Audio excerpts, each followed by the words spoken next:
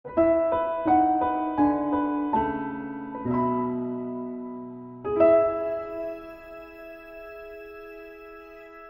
topic po natin ngayon ay ang tatlong kaaway ng Kristiyano. Ito po, hindi po to literal na kaaway ng mga tao ha, na sabing kaaway, lagi ko po itong tinuturo sa church. Hindi po ito yung kapatid mo, na kapag sinuntok ka, susuntukin mo din. Hindi ito yung kapitbahay mo na pag sinigawan ka, okay, ano ba yan? Sisigawan mo din. Kundi itong tatlong kaaway ng Kristiyano, alam niyo po ba, sa atin, may mga meron talagang mga kaaway. That's why nga po, hindi araw-araw maayos ang buhay, di ba po? Hindi araw-araw maganda, di ba? Pero alam natin, natutulungan po tayo ni Lord sa lahat ng ito. Kaya sa kanina po, binasa natin, di ba, yung Matthew 4, 1 to 11. At doon po, mababasa po natin sa Matthew 4, 1 to 11, na si Jesus daw po, di ba, tinempt siya ng kaaway. Kaya sa may picture po dyan sa next, ayan, si Jesus po, alam niyo po ba, siya po ay nanalangin. Sabi niyo nga po, nanalangin. Kaya kung nabasa niyo ang Bible, kahit po si Jesus nananalangin. Kaya what more pa po tayong mga tao. At alam niyo, nang siya po ay nananalangin, siya po ay nanalangin ng 40 days, 40 araw, at 40 gabi. At alam niyo po, sa pinaka-last day ng panalangin niya, nagpipray siya, di ba? Last day na ng prayer niya. Dumating itong demonyo o yung kaaway, si Satanas po. Binanggit po sa Bible ang pangalan niya. Ano po si Satanas? Siya po ang accuser ng mga Kristiyano o ng mga tao. Hindi lang po ng mga believers, kahit po mga tao. Kaya makikita niyo po bakit ang tao ang sama-sama na. Kasi meron po talagang mga demonyo. Meron po talagang may mga demonyo na kumakalat sa paligid. Binabalitaan niyo po ba yung isang nanay? Pinatay niya yung mga anak niya kasi miserable na buhay niya. Alam niyo po, hindi po yun ang kalooban ng Diyos. Nakakagulat po yun, di ba tayo? May isip mo nga lang kurutin yung anak mo, parang nakakasakot naman ng puso. Nagulat kami na, grabe naman yun, pinatay yung yung mga anak niya. Kasi daw po, nahihirapan na daw po siya. Tapos after nun, pinatay niya rin yung sarili niya. Di ba po, sinisira ng demonyo ang buhay ng tao. Kaya ngayon makikita po natin, bakit laging dadaan ng dada ang nanay, dadaan ng dada ang tatay, galit ang nanay at galit ang tatay, dahil po may demonyong umaaligid sa paligid natin. Diba? Hindi po sila ang kaaway natin yung demonyo. That's why alam niyo po itong demonyo, nung nag-pray si Jesus, sabi niya, meron pong tatlong sinabi ang demonyo. Kung ikaw ang anak ng Diyos, gawin mong tinapay ang mga bato na to. Nag-pray si Jesus, wala po siyang kain-kain nun, 40 days. Kaya niyo yon? Si Jesus, ginawa niya po yun kasi mas mahal na mahal niya ang Diyos. Kaya alam niyo po ang nangyari, alam niyo po, kaya ni Jesus gawin yung mga bato na yon ng tinapay kasi makapangyarihan ang Diyos. Meron siyang kapangyarihang gawin ang bagay na yun. Pero ano po ang ginawa niya? Hindi niya po yun ginawa. Kasi alam niyo po kung anong nasa isip niya, ay tukso lang to ng kaaway. Tinitempt lang ako nitong kaaway kung makikinig ako sa kanya. Pero hindi nakinig si Jesus sa kaaway. Yun po yung una, hindi nagtagumpay. Ang demonyo, alam niya, kumukulunat siya ni Jesus. Pero hindi pa rin yun ginawa ni Jesus. Kasi po ang pangalawa, ngayon nilagay Jesus sa templo, sa napakataas na building. Sabi, kapag daw hinulog mo yung sarili mo, sabi pa ng demonyo, alam niyo po ang demonyo, nagbabasa din ng Bible. Alam niyo po ang Bible, sabi ng mga anghel, sabi ng Diyos sa salita niya, tutulungan ka ng mga anghel at ililigtas ka, hindi ka mapapahamak. Alam niyo po itong si Jesus, hindi niya pa rin ginawa. Hindi siya nagpadaya kasi ang demonyo nag-aano po yan. Kaya po alam niyo, meron pong mga kanta sa atin, yung mga kantang pinapakinggan natin, yung mga pinapanood natin, yung mga nakikita nating mali. Alam niyo po, minsan, tinuturo pala yun ng demonyo. Meron palang mga pambatang kanta, may mga pambatang panoorin na pag pinanood na magpapakamatay yung bata. O kaya yung matandang yun. Kaya nga po tulad ng kwento niyan, na alam niyo po ba, hindi ginawa ni Jesus yun. Hindi siya nagpautos sa kaaway na, sige, magpapahulog ako dito. That's why, ganun po ang Diyos. Diba? Ayaw niya po na mapahamak tayo, pero ang demonyo, gusto niya mapahamak ka. Kaya pa nakikita mong lumulungkot ka na, parang kaaway na ata yung demonyo na po ang may kasalanan. At pangatlo, alam niyo po ang nangyari, sabi pa ng demonyo, punta naman niya si Jesus dun sa bundok, alam niyo po ang sabi, nakikita mo ba ang lahat ng iyan, ang nasa paligid? Lahat ng kumikinang, umiilaw, nagliliwanag na yan, ibibigay ko yan sa'yo. Ayun yung sabi ng demonyo, bibigay niya daw kay Jesus. Kung totoo si Jesus nga ang may likha ng lahat ng bagay. Kaya alam niyo ang sabi niya, lumuhod ka lang sa akin, ibibigay ko yan sa'yo. Pero alam niyo ang ginawa ni Jesus, sabi niya, lumayas ka Satanas. At nung umalis na yon, nung pinalayas niya, sabi doon, pinaglingkuran na si Jesus ng mga anghel. Tatlo po ang temptation, tatlo ang tukso ng kaaway, pero ni isa doon, hindi nagtagumpay ang demonyo. Kaya umalis na siya at wala na siyang nagawa. Kaya ito po meron po tayong tatlong tatandaan. Ano po ang kaaway ng mga Kristiyano? Tayo pong mga Kristiyano, by the way po, hindi po talaga tayo palaaway. Di ba? Hindi po nakikipagsagutan sa mga social media kapag pinatamaan ka, patatamaan mo rin. Pero bakit po may kaaway ang mga Kristiyano? Ito po, malalaman natin ngayon sino at ano ba ang mga kaaway ng mga Kristiyano. Tatlo lang po ito, tatlong S. Una, ang ating mga sarili. Sabihin nyo nga po, sarili. Sarili. Ayan, sa una sabi diyan, dumating ang manunukso, yun po yung demonyo. At sinabi sa kanya, kung ikaw nga ang anak ng Diyos, gawin mong tinapay ang mga batong ito. Sabi diyan, pero sumagot si Jesus, sinasabi ko sa kasulatan, hindi lang sa pagkain na bubuhay ang tao, kundi sa bawat salita ng Diyos. Dinala naman siya ng diablo sa Jerusalem, ang banal na lungsod, doon sa pinakamataas na bahagi ng templo. At sinabi niya kay Jesus, kung ikaw ang anak ng Diyos, tumalon ka. Yun po pala yun, sa templo pala yun. At sapagkat sinasabi sa kasulatan, uutusan ng Diyos ang kanyang mga anghel na ingatan ka at aalalayan ka nila upang hindi tumama ang iyong mga paa sa bato. Di ba nakita niyo po, bakit po ang sarili ang kaaway ng Kristiyano? Alam niyo po kasi, meron tayong binabanggit dyan sa next po, sa letter A, sabi po, pagkonsinti ng makalamang gawi. Alam niyo po, tayong mga tao, meron po tayong tinatawag na spirit. Ito po yung kapag na kay Jesus ka, kapag tinanggap mo si Jesus, binigyan ka ni Jesus ng spirit. Which is, ito po yung sinasabi, nagiging loving ka kay Lord. Kaya pala unti-unti minamahal mo na si Lord. Kaya po tayo, simba lang tayo ng simba. Nung pag una, hindi lang natin mag-gets, ang haba naman ng prayer ni sister. Ang tagal naman ng praise and worship namin. Di ko pa alam yung kanta.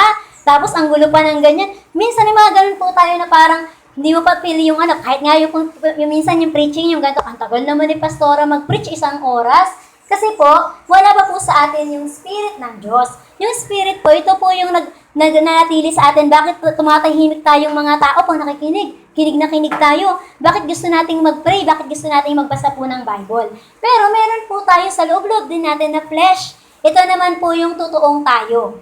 Ayan, yung taong ikaw yan, yung hindi ka pa talaga naniniwala kay Lord. Yung flesh, ito bang pinagkaiba nila? Sa spirit mo, gusto niyan, Sunday na, simba na tayo. Pero yung flesh mo, ang gusto niyan, ay, pagod pa ako. Ay, antok pa ako, wag muna ako magsimba. Ayun po yung flesh. Yung flesh, ayaw niya kay Jesus. Pero yung spirit, gusto niya sa Diyos. Kaya nga po, bakit natin minsan kaaway yung sarili natin? Di ba po ang hirap kaaway ng sarili? Tama? Di ba po naranasan nyo na yun? Yung parang, ayaw kasi ng sarili kong gawin eh. Pero, gusto talaga ng spirit na gawin mo po sana. Kaya madalas po, yung gusto lang po natin gawin, alam niyo po kung wari po, ito ang pinakatotoo sa atin po, pag inaway tayo, di ba po kapag inaway ka, ano yung respond mo? Sige nga po sa inyo, anong respond nyo kapag inaway kayo? Di ba magagalit po tayo? O kung wari tulad ng sinabi ni Tatay Danny nung last time, anong tawag doon? Ninakaw po yung mga gamit niya, di ba? Anong naging respond ni Tatay? Di ba po siya, sumakit puso niya, nagalit talaga siya, kasi ganun po talaga ang respond nating mga tao. Ayan po yung flesh natin. Pero yung spirit natin, meron naman pong isang kwento, naalala niyo po yung kay Cherry Pie Picache? Ano pong nangyari ba? Pumunta pa siya dyan sa kulungan, tapos yung pumatay dun sa nanay niya, sinabi niya, pinapatawad na kita. Kasi pag meron ko pong Jesus, ganun po yung kaya mong gawin. Ito pumatay ito sa pamilya ko, pero kaya kong patawarin? Kaya po kasi meron tayong Jesus. Kaya alam niyo po ba, minsan nagiging kaaway natin yung sarili natin. Kasi sabi nga po sa Bible, sabi diyan sa 1 Corinthians 6:12, maaaring may magsabi sa inyo ng ganito, pwede kong gawin ang kahit ano. Lahat po pwede. Kaya po may mga nagsasabi, di ba, buhay ko to, gagawin ko ang gusto ko, di ba po? Kahit po sa church, hindi po kami namimilit. Pag may nakita po kami, nagisimba yun, pero nagmumura. Hindi po namin kinakondemn, ay, nagmumura ka, ay, naglalasing ka, ay, nagiinom ka, bawal ka sa church. Hindi po ganon. Kasi sabi po dyan, pwede mong gawin ang kahit ano. Totoo yan. Kasi ikaw yan, di ba po? Pero sabi to, ngunit, meron po siyang sinasabi hindi lahat ng bagay na nakabubuti sa inyo, hindi ang lahat ng bagay ay nakakabuti sa atin. Katulad po nung sinasabi ko, di ba yung sigarilyo, yung mismong box nun? Sabi nga dun, di ba may picture dun, cancerous yung mouth, pero kung sige sa sigarilyo, di ba? Pero nakita mo namang, pwede ka nung mapahamak. Sa ngayon, hindi pa, pero pagtanda mo, mararanasan mo yun. Di ba po? Kaya sabi dito, pwede mong gawin, pero hindi naman namin hawak ang buhay dito. Pero sabi niya, hindi yan makakabuti sa inyo. Kaya kahit pwede kong gawin ang kahit ano, hindi naman ito sabi niya, papaalipin dito. Na kung saan, pwede kong gawin ang lahat, pero tandaan po natin na meron pong side effect yan. Katulad po sa mga bagay na ginawa natin, may mga consequence po yan. Sa mga bata, kapag hindi nakinig kay teacher, ano sasabihin ng teacher? Papagalitan, di ba? Ganon din sa mga magulang, kapag hindi sumunod sa ang mga anak sa magulang, meron din silang consequence. At tayo pong lahat, alam niyo po ba, ayan yung mga bagay na minsan pala sa sarili natin, nagiging kaaway natin yung sarili natin. Bakit mo nagiging kaaway kapag hindi natin ginagawa ang kalooban ni Lord? Natry niyo na pong magbangka? Na-try nyo nang magbangka, tapos yung agos ng hangin napunta rito, pero ikaw papunta ka doon. Na-try nyo na po yun? Kung hindi pa, papaliwanag ko po sa inyo. Kapag ganito ang hangin, tapos napunta ka doon, alam niyo po ang mangyayari, hindi ka makakausad. Kasi yung hangin, tinutulak ka niya pabaliktad. Naiintindihan po? Kaya ang mangyayari po, parang ganyan daw po sa atin. Kapag sinusunod natin ang makalaman natin, o sarili natin, di ba, yung mga gawi. Nasabi dito, gusto kasi ng sarili ko gumawa ng kasalanan. Pero ang gusto talaga ng Diyos sa'yo, ayaw niyang gumawa ka niyan. Kasi mapapahamak ka. Di ba meron po bang pumatay na hindi pinagbayaran ng kasalanan niya? Di ba pinagbabayaran yun, pwede siyang makulong. At ganyan din po sa atin. Na kung saan minsan may mga pagkakataon na nagiging kaaway natin yung sarili natin kasi ang sinasabi ng Diyos, mag-Bible study ka, umattend ka ng gawain. Pero ikaw, ayaw mo. Kasi ang sarili mo, ganun yung ayaw kasi ng sarili mo sa Diyos. Kaya mula po ngayon, tandaan natin, dapat magkaroon na tayo ng Spirit of God para umayos na po tayo. Ayan po yung letter A. Sa letter B naman po, sabi diyan, ayan, pagkabaluktot sa kasulatan. Ano po? Binabaluktot ang kasulatan. Alam niyo po yung sinasabi, ito po picture na nilagay ko, Di ba sa atin po meron tayong tinatawag na crisis ng gender? Nasabi, pagbata ka pa lang, wala ka munang gender ha. Sa Amerika, ano po yun? Pinatupad na. Pagbata pa lang daw po, walang gender. Halata naman kapag may iba pang babaeng kasarian, ibig sabihin, babae yun. Pero sa kanila sa Amerika, ang ginawa, ano daw, wala ka munang gender ha. Pag may edad ka na, pag may isip ka na, doon mo sulat, girl ka ba o boy?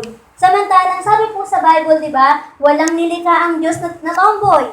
Walang nilikha na bakla. Di ba po, anong nilikha ng Diyos? Babae at lalaki. Kaya po ang sabi nito, minsan daw po tayong mga tao, ang sarili natin, binabalaktot natin yung Bible. Yung sabi ko, yun naman, yung mga pag meron pong nagsabi ko, sinabihan po ng Kristiyano, wala pong ginawa na, nagbading po yung Diyos. Ang ginawa niya lang po, lalaki at babae. Pero mahal po tayo ng Diyos. Ang sinasabi po nila, kayo talaga, si Lord nga, mahal kami, tapos kayo, ginaganyan nyo kami. Minsan, may mga ganun daw po sa tao na kung saan yung sarili mo, dinadaya ka na. Di ba po? Sino po dito naranasan yung anxiety, yung depression? Yung mga bata, wala pa naman siguro, di ba? Pero meron po ako nakausap na ganun, yung nagkakaroon siya ng depression, kaya nangyari, nag-reflect po sa balat niya, nagkakasakit talaga siya. Pag nagpo-hospital daw po siya, wala naman talaga, sabi ng doktor, Ineng, wala ka namang sakit. Ano ba naman yun? Lahat lang napunta ng hospital. Pero yung pala, inatak lang po pala yun ng kaaway, depression lang pala. Kaya sa panahon natin ngayon, dinadaya lang po tayo ng mga sarili natin. Kaya sabi po sa 2 Peter 3:16, at ito rin ang sinasabi niya sa lahat ng surat niya. May ilang bahagi sa mga surat niya na mahirap intindihin. Ayan, kaya nga po merong church. Kaya po may Bible study. Na kung saan, tuwing Tuesday din po pala, meron tayong adult Bible study ng 9:30. Pwede po kayong pumunta dito, di ba? Hanggang 11:30 lang po yun, or 10, o 10:30. Attend po kayo, tapos tuturuan po tayo. At kaya po may ganun, kasi minsan di natin gets, ano bang sinasabi ng Bible? Ano po ba ito? At sabi diyan, na binigyan ng maling kahulugan ng mga hangal at nahihina sa ang pananampalataya. Sabi pa po dyan, gaya ng ginagawa nila sa ibang mga kasulatan, kaya sila mismo ang napapahamak sa sarili nila. Alam niyo po kaya nagkaroon ng mga false na prophets? Alam niyo mo bakit may mga false na doctrines? Bakit po may mga kulto na church? Narinig niyo na po yun, di ba? Meron pa nga po yung sabi niya, siya daw ang Diyos, di ba? Siya daw si Jesus. Di ba po kasi, binabaligtad niya, nabasa niya lang yung isang verse po sa Bible, naisip niya na marunong na siya. Di ba po? Meron pa pong isa, sabi niya, ito ang tunay na religion. Ito talaga ang magliligtas sa atin, hindi po yun totoo. Kasi ang totoo, si Jesus po ang magliligtas sa atin. Naintindihan po nating lahat? Sino magliligtas sa atin? Si Jesus. Amen. At sunod po, sa pangalawa, yun po yung unang kaaway natin ang ating mga sarili. Kapag ang sarili, tinatamad gumising, pag sabi, ay, huwag tayo umatid ngayon, nakakatamad. Ay, kaaway ko si ganito. Ibig sabihin, sarili mo yung kaaway mo na yan. Dapat, si Jesus yung manguna dyan sa buhay mo. Pangalawa po nating kaaway ay, sabihin nyo nga po, ang sanlibutan. Ang mundo, alam nyo ba, nagiging kaaway din pala natin to. 'Di ba? Minsan pala naisip natin, bakit kaya nabubuhay ako sa mundong to? 'Di ba? Nakita niyo ba sila Ate Aga, sila Tita Nora, lumaki po ba kayo sa mundong to na walang kaaway? 'Di ba kahit sa bahay, meron tayo kahit sa classmate yung simpleng asaran lang, pikunan, 'di ba may mga ganon? Pero alam niyo po, sabi dito, sa verse ng Bible, pagkatapos dinala pa siya ng diablo sa isang napakataas na bundok. Pumunta na sa bundok, ito po yung pangatlong temptation. At ipinakita sa kanya ang lahat ng kaharian sa mundo at ang kayamanan at ang kadakilaan ng mga ito. Alam niyo po pala, pwede pala natin maging kaaway ang mundo. Alam niyo po kung bakit? Kaaway natin siya sa Diyos. Kasi po ang mundo, ang inaalok po niyan, karangyaan. Ang inaalok ng mundo, pera. Ang inaalok ng mundo, maging famous ka, makilala ka, di ba? Ang inaalok ng mundo, maging gawin mo lahat ang gusto mong gawin. Yung tinuro nga po, yung ABS-CBN, alam niyo po yun, hindi po yun channel. Yung ABS-CBN, ito po yung sinasabi na alak, babae, sabi yan, sugal, di ba? Tapos sabi yan, cabaret, bar, at nightclub. Alam niyo po sa mundo, ang daming ganyan. Pag tumingin ka sa labas, ang dami ng mga malalaswang panoorin. Facebook nga lang po, di ba? Kaya nga, meron pong may isang nanay, sabi niya, yung anak niya hindi niya pahawakin ng cellphone. Hanggat wala pa sa tamang edad. Alam niyo po ano sabi niya? Kasi pag nagka-cellphone ka na, kaya mo na ba ang responsibility na makikita mo doon? Pag nakita mo ba doon na meron doon kakaibang nakalagay, kaya mo bang intindihin yon o madadaya ka nun? Gagawin mo rin ba yon? 'Di ba? Kaya po kasi alam niyo po itong mundo, kaaway natin siya to the point kasi na ang mundo po, pasama na ng pasama. Hindi niyo na po yan maaalis. Kaya po lagi po namin sinasabi, ayaw namin mapahamak yung mga bata, ayaw namin mapahamak yung mga kabataan, ayaw namin mapahamak yung matatanda. Gusto namin makakilala sila sa Diyos. Kasi ang mundo, ang iaalok niyan sa'yo, yung mga yun, yung alak, yung sugal, yung sigarilyo. At talaga naman, bata ka pa lang, hitin mo yung sigarilyo. Bata ka pa lang, sige mag-inom ka na, sige magmura ka. Ganyan po ang mundo. Kaya meron pong isang nanay na Kristiyano na kinakabahan siya, sabi niya, ayokong pag-aralin sa public school yung anak ko kasi baka magaya niya yung pagmumura ng mga bata doon. Kaya maging masama. Di ba po? Kasi ang totoo, pag lumabas na yun sa labas, ganun po ang mangyayari. That's why kami po sa church, alam niyo po ang tinuturo namin, mapabuti ang mga buhay ng mga tao hanggat maaari po sana. Kaya sabi diyan, ito pong sandibutan na sinasabi, yan po yung sinabi ng demonyo na lahat ng nasa mundong yan, mapapasayo yan. Yung kumikinang, yung pera, yung kayamanan, sa'yo yan lahat. Pero kapalit niyan ay kasalanan. Naintindihan? Pero tayong mga Kristiyano po, pwede talaga tayo magkapera, alam niyo po ba yan? Pwede rin po tayo magkaroon ng mga gadgets, magkaroon ng cellphone, ikakabuti natin, di ba? Magkaroon ng laptop ng mga gamit. Sa ikakabuti natin sa tulong ng Panginoon. Kaya sa letter A po niyan, sabi po dito, pamumuhay sa makasanlibutang kaharian. Alam niyo po, ang mundo talaga, nasa kaaway na talaga to. Itong mundo po talaga, hindi ka, kahit saan ka tumingin sa paligid, hindi ka makakita ng isang lugar na, ay, walang nagiinuman. Kahit nga dyan, pagdadaan ka lang, sa kanto, sa labas, nakikita may nagiinom, may naninigarilyo, may nagaganyan. Kasi ang mundo po, sa kaaway na ibinigay.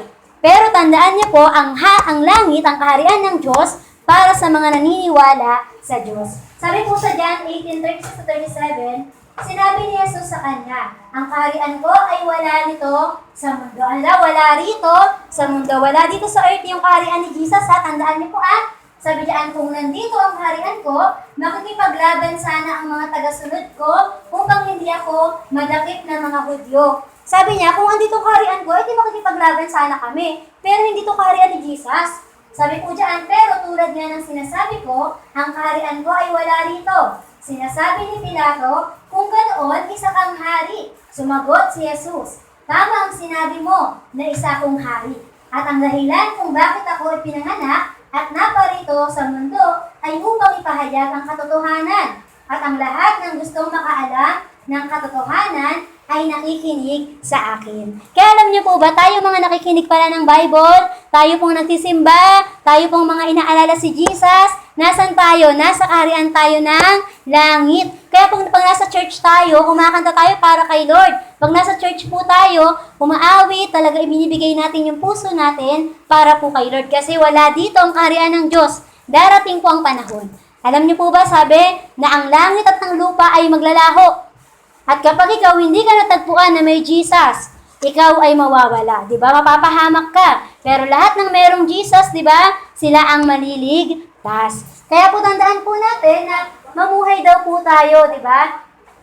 Na kung saan naayon sa kagustuhan ng Panginoon. Kaya sa sanlibutan ha, sa mundo, kaaway natin talaga ang mundo kasi pag masama ang ginagawa, okay po?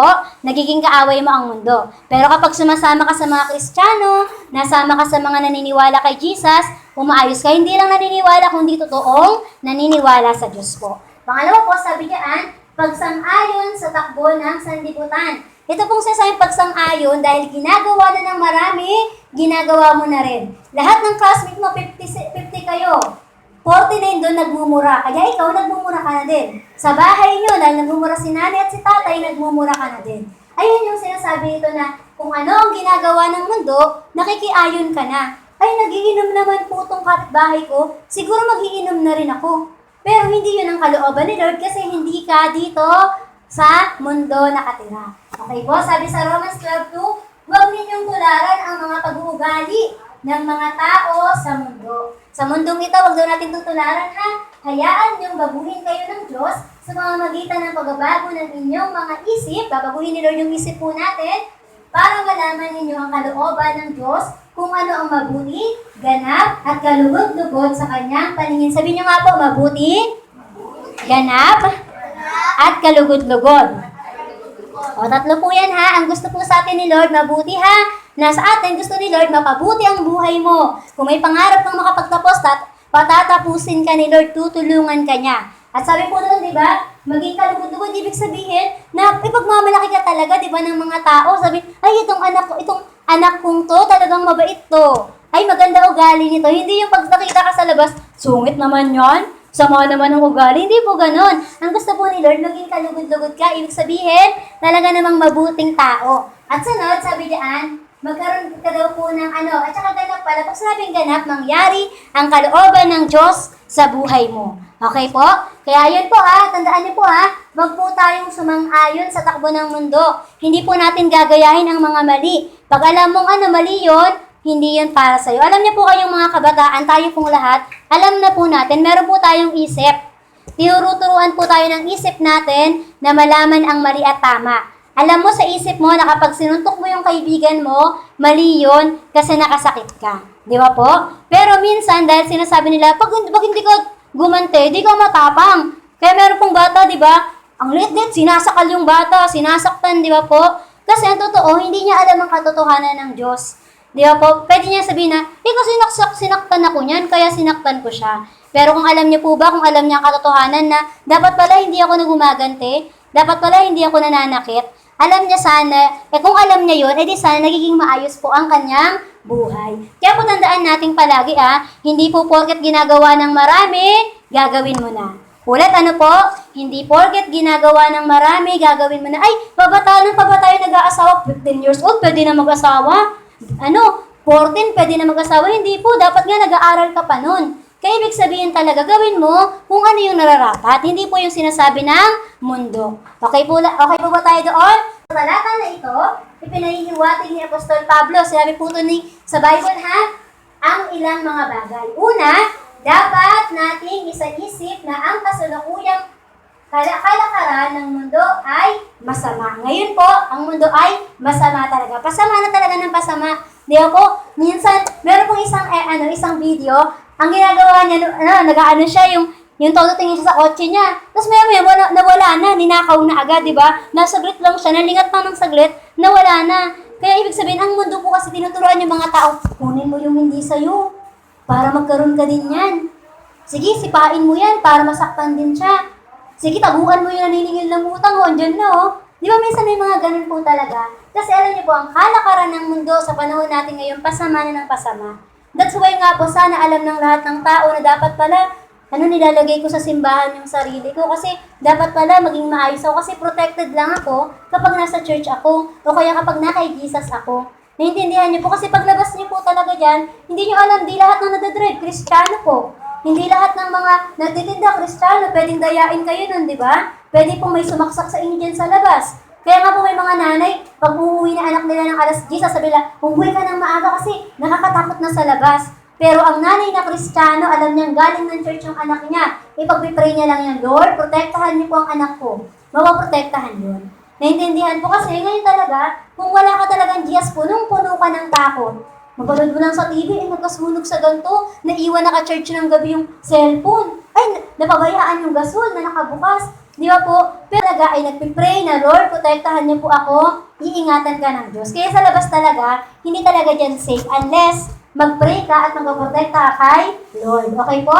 Sunod po, pangalawa, sabi diyan, nasa ilalim ng pamamahala ni Satanas. Kasi ang mundo ay kay Satan. Sino ba si Satan? Di ba po siya ang kaaway? Di ba po siya ang, sabi sa Bible, ang demonyo, si Satanas ay dumating upang ikaw ay patayin. Kaya pag namatay ka, tuwang-tuwa si Satan upang ikaw ay sirain. Kapag nakita mong sira na buhay ko, kadroga, kasi ginawa yun ni Satan. At upang daw ikaw ay nakawan. Kaya pala hindi ka yumaman-yaman, kaya pala laging kapos ang budget mo, kasi kay Satan ka pa pala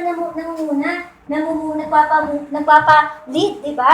Sabi niya, kaya pala laging parang kulang ang budget sa tahanan, kasi hindi ka pala umaasa sa Diyos. Naiintindihan po, alam niyo po sa atin, umasa tayo sa Panginoon para nang sa gayon, lahat ng mga kailangan ay maibigay. At sunod pa, pangatlo, ang takbo ng sanlibutan ay masama. Sabi po yan sa taas, di ba? Panandalian at lumilipas. Ano po? Ang takbo sa mundo, masama dito, di ba po? Sabi diyan, panandalian. Alam niyo po ang buhay talaga. Sabi po sa Bible, ang buhay ay parang vapor. Parang usok na nawawala din po agad. Parang halaman, ang bulaklak, na nalalanta din. Nakakala mo lang ang buhay, ay dito ako sa mundo, magpapayaman ako dito. Pero totoo, mawawala din po yan. Lilipas po ang lahat. Sabi po kayo sa Bible, nilipas ang lahat ng bagay. At ano lang daw po ang tanging matitira? Ang salita lamang ng Diyos. Kaya ibig sabihin mo, kahit magpayaman, parang pagpayaman, gumawa tayo ng para sa ikakabuti lang natin, ang sarili natin, nilipas yan lahat. Yung ganda, di ba po, lumilipas? Dati nung kabataan ka pa, ang lakas-lakas mo, ganda-ganda mo pa, di ba? Nung tumatanda ka na, ugod-ugod ka na, may mga may mga wrinkles na po, di ba? Pero kasi nilipas yan. Tandaan niyo po, ang pinakamasaya pa din ay yung pagdating natin sa langit. Okay po ba yun? At sunod po, pangatlo na kaaway. Una po ang sarili ha. Kaaway natin. Pangalawa yung mundo, kasi masama ang mundo. At ito ang pangatlo, ang Satanas. Ayan pong si Satan. Siya po ang may likha ng lahat ng kasamaan, ng patayan, ng pagnanakaw, lahat ng kasinungalingan, lahat ng mga kaduwagan sa mundo, gawa po yan ng demonyo. Sabi nga po dito, at sinabi ng Diablo kay Jesus, ang lahat ng iyan ay ibibigay ko sa iyo. Bakit niya sinabi? Kasi di ba ibinigay na sa kanya yung pamahala sa mundo. That's why kahit po minsan ipag-pray namin mga Kristiyano, Lord, mawala na po yung mga nightclub dito. Lord, mawala na po yung mga nag-a-addict, mga nagsusugal. Hindi po namin yun pwedeng, hindi po totally yun pwedeng matanggal o sa mundo kasi yun talagang nilikha sa mundo. Naging makasalanan na ang mundo. Kaya nga po sabi sa Revelation, sabi po sa Bible, babalik si Jesus. At pagbalik niya po, alam niyo po ang sabi, tutupukin niya lahat ng mga hindi sumusunod sa kanya. At alam niyo po, sino lang ang may iwan, dadalhin niya sa langit. Lahat ng mga nagsisimba, mga naniwala, tumanggap kay Jesus. Kaya po tayong lahat, hindi po tayo aasa ng pag-asa sa mundo. Sabi nga po, di ba nung eleksyon na nakaraan, marami nag-post, ano ba naman yan? Ang BO daw ng mga bumoto kasi ba't binoto yung gantong magnanakaw na nga doon Senado pero binoto pa. Pero hindi tayo bumaasa kasi ganun talaga ang mundo, punong-puno ng mga korupsyon. Sa mundo, punong-puno ng patayan, ng siraan, di ba? Kasi yun pong sinasabi. Kaya po sabi dito, kung luluhod ka at sasamba sa akin, yun ang sabi ng kaaway ha, bibigyan niya ang lahat kung luluhod daw si Jesus. Pero sinagot siya ni Jesus, lumayas ka Satanas, pinalayas, alis. Sapagkat sinasabi sa kasulatan, sambahin mo lang ang Panginoon mong Diyos at siya lamang ang iyong paglingkuran. Kaya sabi kayo na sa prayer, di ba? Ni Sister Mary, sabi niya, kung gusto niyo pong kumikit, lumuhod, di ba? Pwede po yun. Kasi pag kay Jesus, pwede kang lumuhod. Hindi po tayo luluhod sa kahit sino tao. Sige, papatawarin kita, lumuhod ka muna. Hindi. Sa Diyos ka lang tanging luluhod. Kaya ito po ang pangatlo nating kaaway sa Satanas. Siya po yung laging bumubulong sa atin diyan na, sige mang-away ka, sige siraan mo yan, sige patayin mo. Kaya pag gumagawa po ang tao ng masama, hindi po siya mismo yon. Si Satanas po yung nagsasabi nun sa kanya. Kaya po kami, kapag meron po kami nga kapatiran na parang bumabaluktot na yung ugali, yung isip nire-rebuke po namin in Jesus' name. Lumayas lahat ng mga matitigas na ulo dyan sa'yo. Lahat ng mga matitigas na puso, lumayas. Lahat ng mga pag-rebelde sa Diyos, lumayas. Pinapalayas yun. Kung wari pag minakita kayong taong magagalitin, pagkagising pa lang sa umaga, imbis na nakangiti, galit agad. May demonyo espiritu ng galit yun. Kaya lumayas kayo, demonyo espiritu ng galit. Lumayas ka sa bahay namin. Di ba ganun dapat ang gawin niyo po? Kasi sa Satanas, alam niyo po ang gusto niya? Sabi doon, siya ang sumisira ng mga tahanan. Ang ginagawa niya po sa mga bahay, sinisira, pinagkakagalit-galit yung nanay at tatay, yung mga anak, hanggang mabroken yung family. Kaya tayo po, ayaw natin ang ganon. Kaya, sa Ezekiel 28, anak ng tao, managhoy ka para sa hari ng Tyre. O sabi, umiyak daw po kasi masama na sila doon. Sabihan mo sa kanya na ako ang Panginoong Diyos ay nagsasabi, noon, larawan ka ng isang walang kapintasan, puspos, at kaalaman ng kagandahan. Dati daw po tayo, talagang, perfect po tayong ginawa. Alam niyo po ba, nung ginawa si Eva at Adan, hindi po talaga sila ginawa ng Diyos na merong masamang isip. Alam niyo po, paano nalaman nilang nakaubad sila? Nung kinain nila yung pinagbabawal ng Diyos, di ba po? Yung bunga ng pagkaalam ng mabuti at masama. Pero nung unang panahon, create sila as perfect, as in kompleto, maayos. Ganun daw po ang gawa sa atin, walang kapintasan, kaya walang makakapagpintas sa atin. Sabi diyan, puspos, ibig sabihin, under ka ng glory ni Lord. At sabi po diyan, puspos ng kaalaman, at sabi diyan, napakaganda mo. Pero sabi dito sa 13, nasa Eden ka pa noon, sa halamanan ng Diyos, na napapalamutian ka ng sari-saring mga mahaling bato, gaya ng ruby, topaz, esmeralda, crisolito, lahat yan, mga diamante, di ba po? Onyx, jasper, sapphiro, turquoise, at beryl. Napapalamutian ka rin ng ginto na inihanda para sa iyo noong araw ng kapanganakan mo. Ganun talaga nilikha ang tao. Maganda po talaga sana ang buhay talaga natin. Sabi po diyan, hinirang kita bilang cherubim na nagbabantay sa banal kong bundok. Lumakad ka sa gitna ng nagniningning na bato. At sabi diyan, walang maipipinta sa pamumuhay mo mula pa nang isinilang ka hanggang sa maisipan mong gumawa ng masama. Dumating ang panahon na ang tao po naging masama na lang po sila. Pero nilikha po ang tao na mabuti. Kaya nakikita natin, di ba, hindi safe sa mundo. Ganun po talaga. Kasi merong Satan, merong kaaway. Kaya sa letter A po, sabi po dito, siya ang ahas, si Satanas po, siya ang ahas, ang sanhi ng pagkakasala ng sangkatauhan. Sino po ang sanhi ng pagkakasala ng sangkatauhan? Si Satanas. Kaya po sa Bible, sinabi po diyan, ito po yung sa Genesis 3, ito po yung pagkahulog ng tao. Nagkaroon ng kasalanan ang tao. Sabi po diyan, sa lahat ng hayop na nilikha ng Panginoon Diyos, ang ahas ang pinakatuso. Di ba po kahit tayo, kapag nakita ng ahas, nag-aalaga po ba kayo ng ahas? Di ba hindi? Kung nakakita ka ng takbo ka agad, di ba? Kasi nakakatakot sila. Sabi sila ang pinakatuso. Minsan, tinanong ang ahas, ng ahas ang babae. Totoo bang pinagbabawalan kayo ng Diyos na kumain ng bunga ng alinmang puno sa halamanan? Sabi niya diyan, sumagot ang babae, makakain namin ang kahit anong bunga ng puno rito sa halamanan. Maliban lang sa bunga ng puno na nasa gitna ng halamanan.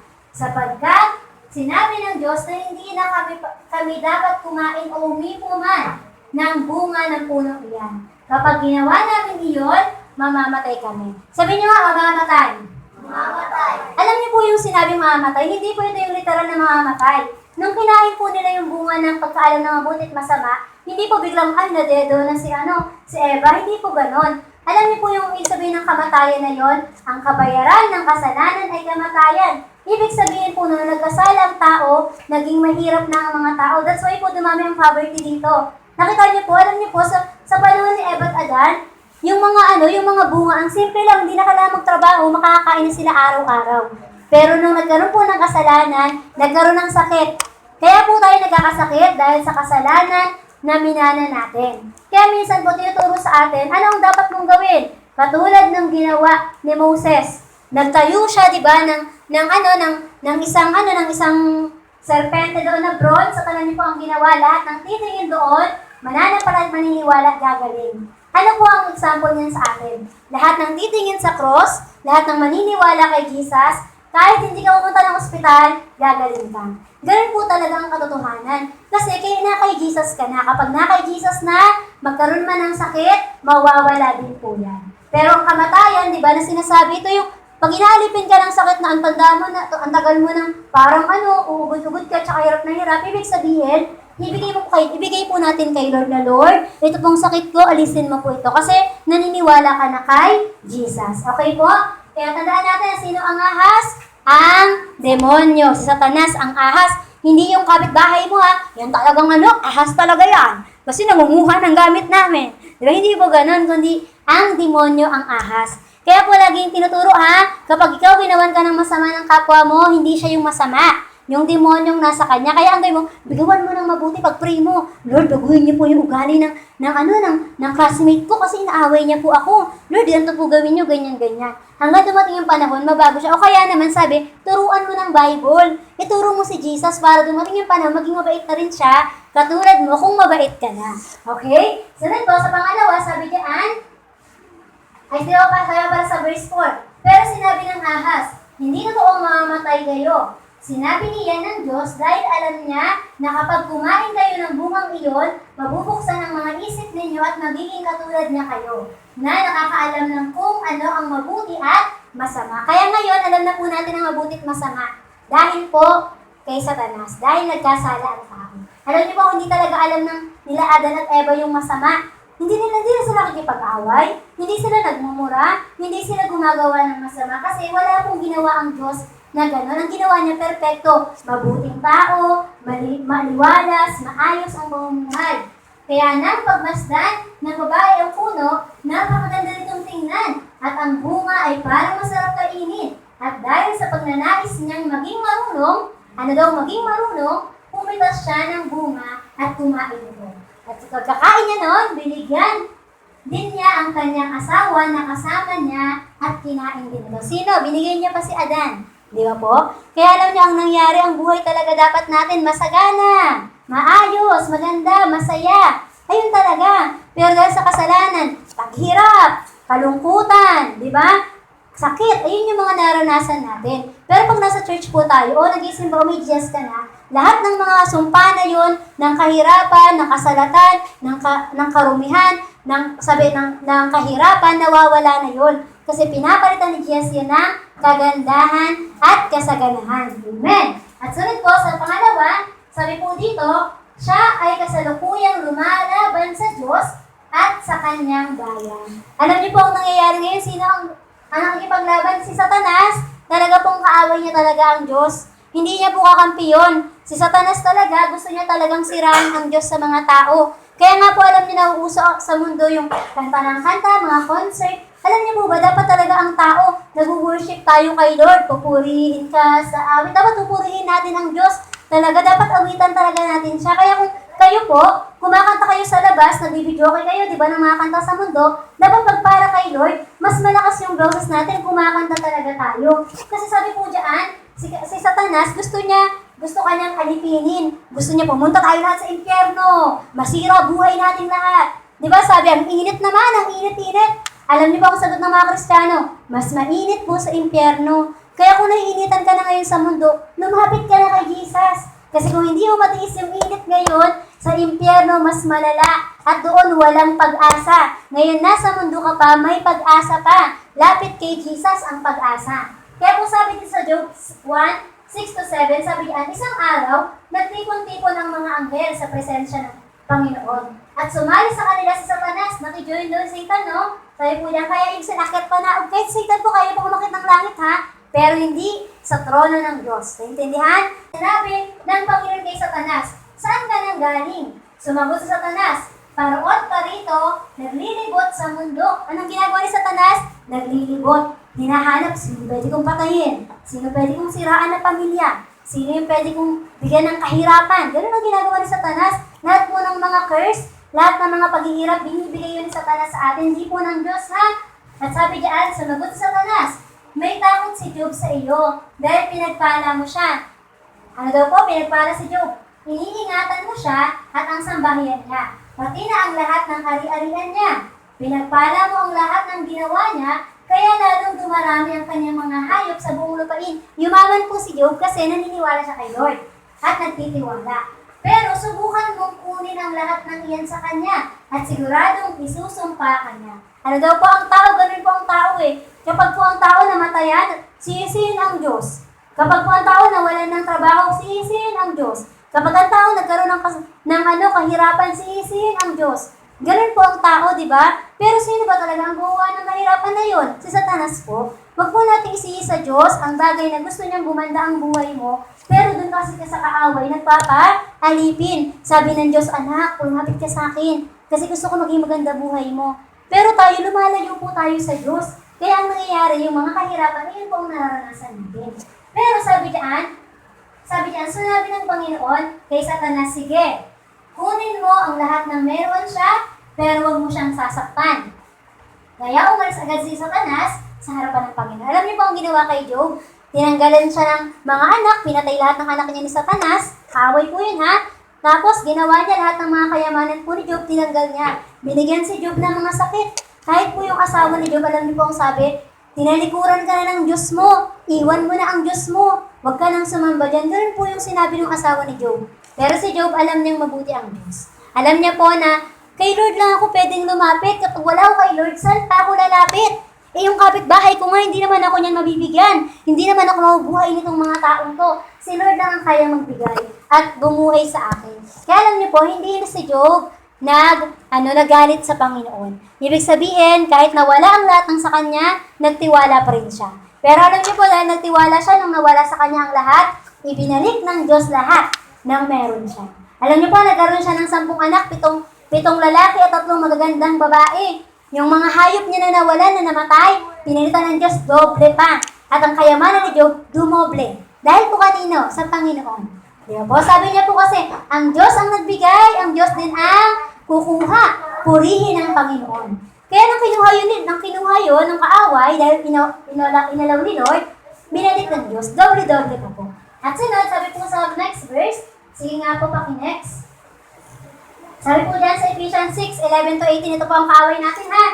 Gamitin ninyo ang lahat ng kagamitang pandigma na ibinigay sa inyo ng Diyos para malabanan nyo ang dalang ng diablo. Gamitin ninyo ang Bible. Gamitin ninyo ang pananalangin. Gamitin ninyo ang pagpupuri sa Diyos. Ayun ang sinabi ng Panginoon. Sapagkat ang kalaban natin ay hindi ang mga tao, kundi ang masasamang espiritu sa himpapawid, mga pinuno ng may kapangyarihan, at mga tagapamahala ng kadilimang namamayani sa mundong ito. Sino pong may kadilimang namamayani? Si Satanas. Hindi tao ang kaaway mo na, kundi ang demonyo. At sabi po dyan, kaya gamitin niyo ang lahat ng kagamitang pandigma na ibinigay sa inyo ng Diyos para sa oras na dumating ang kasamaan ay magawa ninyo makipaglaban at pagkatapos na makipaglaban ay manatili pa rin kayong matatag. Alam niyo po, mananatili kayong matatag sa mundo. Ako po talaga, sasabihin ko po sa inyo, hindi po talaga kayo magiging matatag kung gagawin niyo lang po, hindi kayo magbabasa ng Bible, hindi po tayo magsisimba, hindi tayo maniniwala sa Diyos kasi lagi ang kaaway, gusto niya talagang sirain po ang buhay natin. Kaya sabi nga po dito, nagamitin mo ang binigay sa iyo ng Diyos. Manalangin ka, magpuri ka sa Diyos, magbasa kang Bible. Sabi po dito, kaya maging handa kayo, lagi po maghanda. Gawin ninyong sinturon ng ang katotohanan, isuot nyo ang yung pagkamatuwid bilang paggalang sa dibdib ninyo. At meron pong next, sige nga po, isuot nyo bilang sapatos ang pagiging handa sa pangangaral ng magandang balita na nagbibigay ng kapayapaan. Hindi lang iyan, gamitin din ninyo ang bilang panangga ang pananampalataya ninyo para hindi kayo tablan ng mapanukso na si Satanas na parang mga palasong nagliliyab. Ibig sabihin, pag sinabi ng Diyos, o ikaw anak, pagpapalain kita, gamitin mo po ang sinasabi ng Diyos. Isuot nyo bilang helmet ang tinanggap ninyong kaligtasan at gamitin ninyo bilang espada ang salita ng Diyos. Pag sinabi ng demonyo na hindi ka nagagaling, sabihin mo, sabi sa Bible, sa kanyang mga latay, ako'y nagsigaling. Kaya kung iniinda ka atang sakit sa likod, sa kanyang mga latay, ako'y gumaling. Ganun po si Lord. Gamitin mo ang salita ng Diyos. At sabi po dito, at manalangin kayo sa lahat ng oras sa tulong ng Banal na Espiritu, ipanalangin ninyo ang lahat ng dapat ipanalangin. Lord, ingatan niyo po ang mga anak ko. Lord, protektahan niyo po ang aming nanay at tatay. Protektahan niyo po ang aming tahanan, ang mga kayamanan po namin, ang mga business namin, ingatan niyo po. Nasabi yan, huwag kayong magpabaya. Patuloy kayong manalangin, lalo na para sa lahat ng mga pinabanal. Kaya ibig sabihin, sabi po lagi tayong manalangin lahat, magtiwala po tayo sa Panginoon. Kaya sabi sa Romans 8:13, sapagkat namamatay kayo kapag namuhay kayo ayon sa inyong makasalanang pagkatao. Alam niyo po, sabi po sa Bible, yung favorite na verse ko nga po, yung light verse ko, sabi doon, ang sino man na nagmamahal sa sarili niya ay mawawalan nito. Pero ang sino mang nagmamahal sa Diyos, di ba, magkakaroon pa ng buhay na walang hanggan. Kapag po ikaw mahilig ka na sa mundo, parang iniisip mo na magpayaman na lang sa mundo, hindi mo na inalala si Lord, mawawala din po yun. Naalala niyo pa pag kumuha kayo ng sand, ng buhangin? Hindi po kapag nakabukas, nandiyan yung buhangin. Pero kapag close niyo po, ano nangyayari? Nawawala yung buhangin. Ganun din po tayo na sa mundong to, kung mahal na mahal mo na ang mundo, Lord, ayoko na pong mamatay. Ayoko pong pumunta ng langit kasi marami akong kayamanan sa mundo. Mawawala din po yan sa inyo. Sabi nga po, the more na hiniigpitan mo ang hawak mo sa isang bagay, nawawala yan. Pero the more na hiniigpitan mo ang hawak mo sa Diyos, lahat ng mga bagay na meron ka, hindi mawawala. Naintindihan? Sabi po kasi dyan, pero mabuhay kayo kung susupurin nyo ang inyong makasalanang pagkatao sa pamamagitan ng Banal na Espiritu. Kung meron pa sa mga puso po natin na parang, Lord, ang sama pa po ng ugali ko. Lord, hindi pa po ako okay. Baguhin na daw po natin yun. At sunod po, ano na nga po next, ito po mga dapat nating gawin dahil merong kaaway. Sabi yan, laban sa kanilang mga makasalanang hangarin. Tandaan niyo po kapag po makasarili ka na, kaaway mo na sarili mo. Okay, kapag iniisip ko na, sarili, akin lang, bahala sila. Sabi po doon, kaaway mo na ang sarili mo. Pangalawa, laban sa mga di makadiyos na mga kalayawan at lahat ng uri ng tukso sa libutan. Dapat daw po lahat tayo, huwag tayong masyadong mabuhay sa mundo. Huwag mo isipin, try ko nga lahat ng mga yon. Kasi minsan ako buhay sa mundo, ipakala mo nakakasama, huwag na po. Ayun po ang payo ni Pastor sa inyo. At pangatlo, laban sa tanggulan ng dyablo at kanyang mga kampon. Ang demonyo po ang may gawa ng lahat ng kasalanan at kamalian sa mundo. Kaya sabi niyan, maging puspusan ang pagkipaglaban para sa una, pananampalataya. Pag dumating ang panahon na parang sinusubukan ng Panginoon, sinusubukan ng Diyos na magisimbo dapat ako ngayon, paso may nangyari sa tahanan. Sabi doon, manampalataya ka pa rin. Di ba po? Alam niyo po, yung kwento ko last week, yung sa isang pastor, last time po, yung pastor na sabi ng asawa niya, darling, Han, wag muna tayo umalis ngayon, wag muna tayo magsimba, kasi yung anak natin namatay na. Pero alam niyo po anong sabi ng pastor? Hindi, mag-preach muna ako. Ginawa niya, pumunta ng simbahan. Nag-preach, ang saya-saya niya mag-preach, na parang walang namatay sa pamilya niya. Alam niyo po, after nung service, sabi niya, ngayong araw, namatay na po ang anak ko. Naghagulgulan, umiyak lahat ng mga tao doon, tapos sabay-sabay na nalangin. At dapat sumama yung mga member, parang kung dito, sumama, pumunta doon sa bahay ng pastor. Pero alam niyo po ang nangyari? Pag uwi niya ng bahay, yung anak naglalaro lang. Kasi po, di ba, makikita niyo doon na dahil inuna niya ang Diyos, dahil naniwala siya sa Diyos, si Lord din ang bahala sa mga buhay po natin. Lord, mag-isimba po ako ngayong Sunday, pero lahat po ng bayarin po, ikaw po ang bahala Pag-pray mo yun kay Lord lahat. Sunod sabi nito, makipagdigma ka. Huwag kang lalamya-lamya. Ibig sabihin na makikidigma, lagi ka pong mag-pray. Alam niyo po ang battle sa amin, naiisip namin laban kapag nag-pray kami. Pero pag di na kami nag-pray, iniisip ang yabang na pala namin. Ang Kristiyano na hindi nakikita sa pananalangin, mayabang na po yan. Kaya ibig sabihin, makidigma ka, huwag lang yung Sunday ka lang nandyan. Mag-pray ka sa bahay niyo, mag-devotion, magbasa ng Bible at manalangin. Sabi po dito, magtiyaga. Alam niyo sa mundo, tiis-tiis lang po tayo. Kasi matatapos din tong mundo ko. At alam niyo po, habang nagtitiis tayo, nag-isimba, tinaalaan din ng Diyos, hindi natin mamamalaya na ang dami na pala natin nagagawa kay Lord.